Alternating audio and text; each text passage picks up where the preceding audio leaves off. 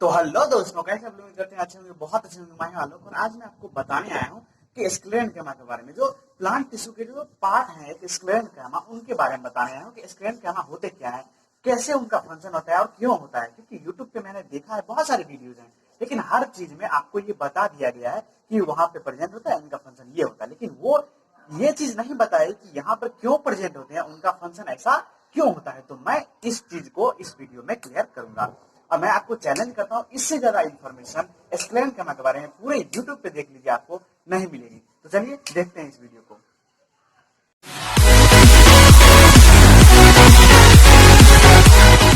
स्क्लेरेंक्यमा के बारे में कुछ ब्रीफ बैकग्राउंड आपको हम दे देते हैं, जिससे ये पता चल जाए आपको कि मेनली स्क्लेरेंक्यमा है क्या। तो मेनली स्क्लेरेंक्यमा जो है वो प्रोटेक्शन की काम करती है। तो स्क्लेरेंक्यमा कैसे प्रोटेक्शन की काम करती है और कहाँ कहाँ मौजूद होती है और उनके फंक्शंस मेनली प्रोटेक्शन देना है, तो किस तरीके से प्रोटेक्शन देती हैं वो और क्यों देती है, ये सारी बातों को हम एक एक पॉइंट को समझेंगे। तो चलिए हर एक पॉइंट को समझते हैं कि उनका अकरेंस क्या है, कहाँ वो रहते हैं, या फिर उनका स्ट्रक्चर क्या है, किस तरीके से उनका स्ट्रक्चर है, या फिर उनकी फंक्शंस जो है वो क्यों है। तो चलिए समझते हैं इसको एक एक पॉइंट को, आगे बढ़ते हैं। तो चलिए शुरुआत करते हैं अकरेंस से कि उनका अकरेंस क्या होती है। तो सबसे पहला जो पॉइंट है यहाँ पे वो दिया हुआ है, इन स्टेम अराउंड वैस्कुलर बंडल्स। मतलब स्टेम में जो मौजूद होते हैं वो वैस्कुलर बंडल्स के पास या फिर वैस्कुलर बंडल्स के चारों ओर। तो कैसे मौजूद होती है, क्यों मौजूद होती है, चलिए वो देखते हैं। तो ये देखिए आप, ये प्लांट का एक मतलब ट्री का एक स्टेम दिख रहा है आपको। इसमें आपको पता है कि वैस्कुलर बंडल्स पहले आप जानते हैं, क्योंकि इसमें बोला था पॉइंट में कि वैस्कुलर स्टेम में जो है वो वैस्कुलर बंडल्स के चारों ओर प्रेजेंट होती है। तो वैस्कुलर बंडल्स मेनली होता क्या है, तो वैस्कुलर बंडल्स मतलब जाइलम और फ्लेम, जो दो चीज़ों के बारे में हमने पढ़ा है, जाइलम और फ्लेम, यही जो है दो वैस्कुलर टिश्यू है। तो इन वैस्कुलर टिश्यू के चारों ओर, तो वैस्कुलर टिश्यू होते कहाँ हैं, तो चलिए एक कटी हुई स्टेम में आपको दिखाते हैं।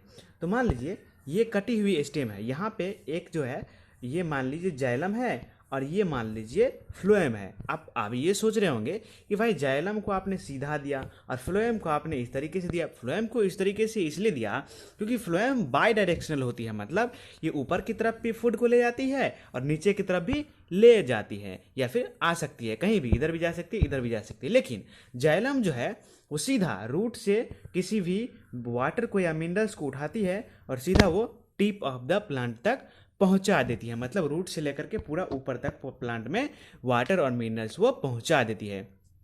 तो मेनली पॉइंट यहाँ पर ये है कि क्यों स्क्लेरेंक्यमा वैस्कुलर बंडल्स के चारों ओर क्यों मौजूद होती है। तो मान लीजिए ये वैस्कुलर बंडल्स है, ये जाइलम है और ये फ्लोएम है। तो इनके चारों ओर ये इस तरीके से प्रोटेक्शन देने के लिए बैठी होती है, इनकी लेयर इस तरीके से लगी होती है। और ये इसलिए लगी होती है ताकि बाहर के जो दूसरे टिश्यू हैं या दूसरे जो फंक्शंस हो रहे हैं, ये वो फंक्शंस इन फंक्शंस को, जो ट्रांसपोर्टेशन का फंक्शन है, मैकेनिकल फंक्शन हो रही है, उनको डिस्टर्ब ना करे। तो यही होती है इनकी फंक्शन।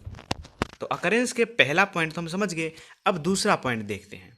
अब है इन वेन्स ऑफ लीव्स, लीव्स के वेन्स में। तो चलिए देखते हैं।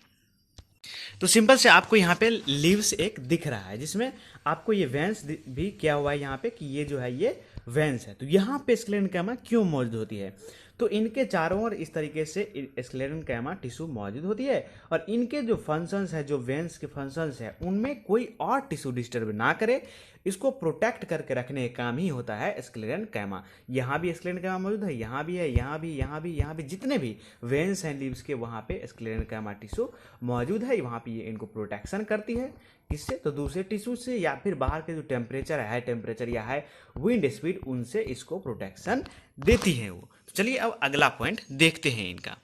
अब है इन हार्ड कवरिंग ऑफ सीड्स, मतलब जो सीड्स की जो हार्ड कवरिंग है वहां पे कैसे मौजूद होती है। तो चलिए देखते हैं। तो वहां पे सिंपल से लिखा हुआ था in hard covering of seeds, या फिर नट्स भी हो सकता है। जिस तरीके से आपको नट्स दिख रहा है, तो नट्स के जो बाहर ये नट्स जो है, इसके नट्स तो ये अंदर में रहती है, आपको दिख रही है, ये जो है नट्स है, और इनके बाहर जो ये कोटिंग चढ़ी हुई है, मोटी कोटिंग, यही स्क्लेरेंक्यमा है। स्क्लेरेंक्यमा इसमें टिश्यू में, जो स्क्लेरेंक्यमा टिश्यू है वो इस हार्ड कवरिंग में यहाँ पे मौजूद है, क्योंकि जो बाहर की टेम्परेचर है, जो बाहर की हाई विंड स्पीड है, या फिर जो अंदर में जो ये जो नट्स है उसको बाहर के इन्वायरमेंट से प्रोटेक्ट करके रखना ही स्क्लेरेनकैमा की काम होती है। तो इस तरीके से यहाँ पे स्क्लेरेनकैमा मौजूद होती है, क्योंकि आप जानते हैं ये मान लीजिए इसको आप यदि हम फोड़ भी देते हैं तो अंदर की जो चीज़ें हैं वो खराब नहीं होंगी। तो अंदर की चीज़ों को ही प्रोटेक्ट करके रखना, उनको बचा के रखना बाहर से ही स्क्लेरेनकैमा का काम होता है यहाँ पे। तो अब आगे देखते हैं। तो अब इनके जो अकरेंस थे हम जान लिए कि अकरेंस कहाँ कहाँ थी। तो अकरेंस हमने सिंपल से जाना कि कहाँ कहाँ था। तो सबसे पहले जो था वो था in stem around vascular bundles, stem में वैस्कुलर बंडल के चारों ओर। दूसरा था इन वेन्स ऑफ लीव्स, मतलब लीव्स के जो वेन्स थे वहाँ पे। और तीसरा था in hard covering of seeds, मतलब सीड्स के जो हार्ड कवरिंग होते हैं या फिर नट्स के जो हार्ड कवरिंग होते हैं उन पे। तो क्यों थे, कैसे थे, ये भी आपको हमने बता ही दिया। अब देखते हैं स्ट्रक्चर में, स्ट्रक्चर इनका कैसा होता है। तो पहले है स्ट्रक्चर इनका लॉन्ग एंड नैरो। अब देखते हैं कि लॉन्ग एंड नैरो कैसे होता है। तो चलिए हम बढ़ते हैं। तो ये देखिए, यदि हम स्क्लेरेनकैमा टिश्यू के जो सेल्स होते हैं उनको यदि हम इस तरीके से काटें लॉन्गिट्यूडनल, मतलब इस तरीके से यदि हम काटते हैं बीचों बीच सेल को, तो कुछ इस तरीके का हमको मतलब फिगर देखने को मिलेगा।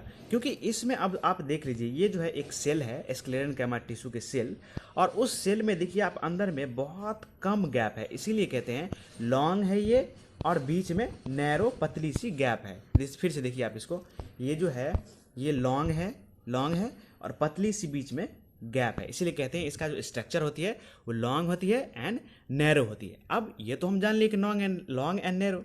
अब ये लॉन्ग एंड नैरो कैसे होती है, क्यों होती है? देखिए लॉन्ग एंड नैरो क्यों होती है, इसका मतलब है ये कि आपको पहले ही पता है कि ये जो है बाहर के इन्वायरमेंट्स के किसी चीज़ को प्रोटेक्ट करती है। बाहर के इन्वायरमेंट में यदि कुछ भी है तो अंदर की चीज़ों को ये प्रोटेक्ट करती है। तो ये जो स्क्लेरेनकैमा है इस पे मेनली लिग्निन के लेयर चढ़े हुए हैं। किसके लेयर चढ़े हुए हैं? लिग्निन के। अब लिग्निन क्या होता है? तो लिग्निन आप इतना समझ लीजिए कि वो एक हार्ड सब्सटेंस है, जो किसी भी सब्सटेंस के ऊपर में यदि उनका कवर चढ़ा दिया जाए तो वो बहुत हार्ड हो जाती है। इसीलिए जो स्क्लेरेनकैमा के जो टिश्यू होते हैं, स्क्लेरेनकैमा जो टिश्यू है उनके जो सेल्स हैं, उन सेल्स के जो सेल वाल हैं उनके ऊपर लिग्निन का लेयर चढ़ा होता है। इसीलिए हम लिग्निफाइड सेल वाल भी कहते हैं कि लिग्निफाइड सेल वाल होता है स्क्लेरेनकैमा के सेल्स के पास। अब ये देखिए ये लिग्निन दिखता कैसे है। तो ये देखिए आप यहाँ पे जो ये लेयर के अंदर में और लेयर के बाहर में ये जो कुछ ये इस तरीके से दिख रहा है आपको, वही लिग्निन है। यही लिग्निन है जो कि एक सीमेंट का काम करता है। जैसे हम सीमेंट देते हैं ना दीवार पे, कि सीमेंट से जो दीवार है, दीवार की जो ईंट है उसको कोई प्रॉब्लम ना हो, उसी तरीके से सेल वाल में ये जो लिग्निन है ये अंदर की चीज़ों को प्रोटेक्ट करता है। लेकिन ये अंदर की चीज़ों को क्या प्रोटेक्ट करता है? तो अंदर की जो सेल है, जो सेल की जो अंदर की कुछ मेम्ब्रेन, देखिए सेल जो है इसमें डेड होती है। तो डेड सेल का मतलब क्या हुआ? तो डेड सेल का मतलब इसमें कुछ भी नहीं है। इसीलिए जब डेड सेल है तो इसमें कुछ भी नहीं है। कुछ भी क्यों नहीं है? क्योंकि यहाँ पे बहुत सारा गैप्स भी मौजूद नहीं है। तो इसीलिए हम कहते हैं कि ये लॉन्ग एंड नैरो होती है। नैरो क्यों होती है? तो यहाँ पे लिग्निन होती है। और लॉन्ग एंड नैरो क्यों होती है? लॉन्ग तो हम समझ गए, लॉन्ग होती है किसी भी सेल का उसका कंपोजिशन है लॉन्ग होना। लेकिन अब नैरो क्यों है? क्योंकि बहुत सारा जब लिग्निन यहाँ पे कवर हो जाती है तो अंदर की जो गैप है उसको कम कर देती है वो, और इसके सेल के अंदर में कुछ भी कंपोनेंट मौजूद नहीं रहता है। अब हम देखते हैं आगे। कुछ भी कंपोनेंट का मतलब बहुत ज़्यादा कंपोनेंट नहीं, कुछ भी कंपोनेंट तो रहती है, जैसे कि वैक्यूल रहती है, जैसे कि न्यूक्लियस रहती है।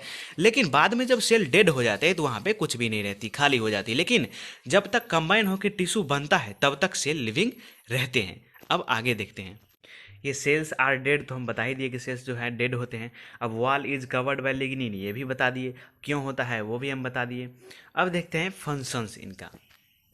तो अब सिंपल रीजन है कि किसी भी प्लांट को जो फंक्शंस है इसका वो है स्ट्रेंथ प्रोवाइड करना। मतलब ये जो इतना लंबा चौड़ा मोटा खड़ा है तो ये क्यों खड़ा है? क्योंकि इसको स्ट्रेंथ प्रोवाइड कर रहा है कौन?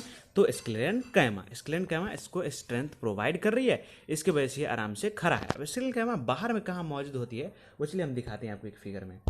ये जो बाहर की आपको छाल दिख रही है, पेड़ की जो ऊपरी कवर जो छाल दिख रही है, वो जो छाल है वो वहाँ पे स्क्लेरेनकैमा मौजूद है। ये जो छाल है इसमें स्क्लेरेनकैमा टिश्यू मौजूद है, क्योंकि यही स्क्लेरेनकैमा टिश्यू यहाँ मौजूद होकर के इस पेड़ को बाहर से प्रोटेक्ट कर रही है। क्योंकि यदि आप इस पेड़ को बाहर से यहाँ से काट भी देते हो, मान लो इस तरीके से काटते हो, इस तरीके से यदि हम काटते हैं इस पेड़ को, देखो इस तरीके से काटने के बाद कुछ इस तरीके से ये दिखेगा, काटने के बाद ये कुछ इस तरीके से दिखता है। तो इसका जो ये जो लेयर है, ऊपरी जो लेयर है, जो आपको ये लेयर जो आपको दिख रहा है ऊपर वाली, यही जो लेयर है ये लिग्निन से बना हुआ है और यही है सेल वाल की जो ऊपर की जो परत है जो लिग्निन से बनी हुई है, उसी का जो ये स्ट्रक्चर जो ऊपरी स्क्लेरेन्काइमा जिसके बारे में हम पढ़ रहे हैं, वही स्क्लेरेन्काइमा है। ये स्क्लेरेन्काइमा टिश्यू इनमें मौजूद होती है। ऊपरी जो छाल है इसमें स्क्लेरेन्काइमा टिश्यू मौजूद होती है, और ये अंदर की जो टिश्यू है जो ये सब जो है इनको प्रोटेक्ट करती है। कौन? स्क्लेरेन्काइमा। कहाँ से? यहाँ से बाहर से रह करके। तो ये वीडियो आपको अच्छी लगे तो फटाफट लाइक कमेंट शेयर जरूर करिएगा, और अगली वीडियो देखने के लिए इस चैनल को सब्सक्राइब कर दीजिए। और मैंने पहले ही आपको बताया था कि जितना इन्फॉर्मेशन मैं इस वीडियो में आपको देने वाला हूँ, उतना इन्फॉर्मेशन आपको यूट्यूब की किसी भी वीडियो में ना मिलने वाली है।